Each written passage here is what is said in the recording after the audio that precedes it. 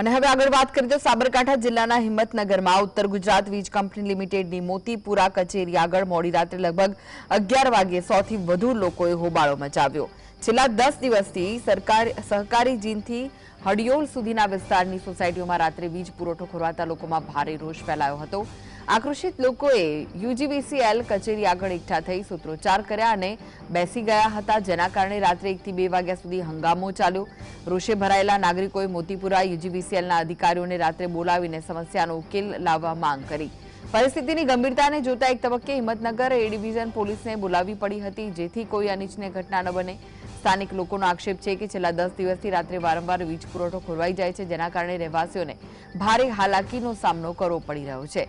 યુજીવીસીએલની telephone લાઇનો પર સંપર્ક ન થતા લોકોનો ગુસ્સો વધુ વકર્યો હતો।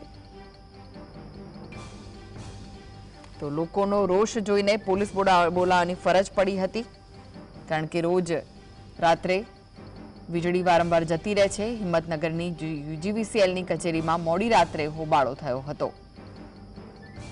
છેલ્લા 10 દિવસથી રાત્રે લાઇટ જતી રહેતી હોવાથી લોકોએ હોબાળો કર્યો હતો। લોકોને લાઇટ જતી રહેતા ભારે હાલાકીનો સામનો કરવો પડે છે। સહકારી જીનથી હડિયોલ સુધીના વિસ્તારમાં આવેલી સોસાયટીઓમાં લાઇટ ગુલ થઈ જાય છે, જેના કારણે જે સ્થાનિકો છે રોષે ભરાયા હતા। લોકોનો રોષ જોઈને પોલીસ બોલાવવાની ફરજ પડી હતી।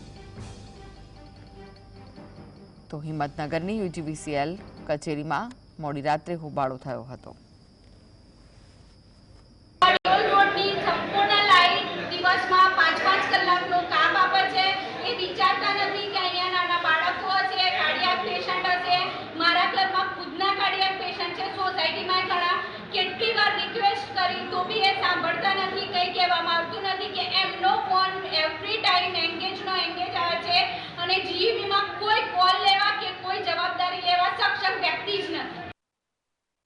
અત્યારે લગભગ જી બોર્ડ આગળ 400 થી 500 જણા ભેગા થયેલા છે। છેલ્લા 10-15 દિવસથી સતત હેરાન થઈ રહ્યા છે આવા ગરમી જેવા વાતાવરણમાં। બરોબર, વાવાઝોડું અત્યારની પરિસ્થિતિમાં કશું જ નથી, તોય લાઇટો બંધ કરી દેવામાં આવી રહી છે। નોકરી જવાના ટાઈમે લાઇટો ના હોય, નાના છોકરાઓ ઘરે હોય, રાત્રે સુવાના ટાઈમે લાઇટો ના હોય। આટલા 43-44 ડિગ્રી ગરમીમાં કારણ વગરના લાઇટોનો કાપ આપવામાં આવે। ગમે તેટલી રજૂઆત કરીએ છીએ પણ કોઈ સાંભળવા તૈયાર હોતું નથી।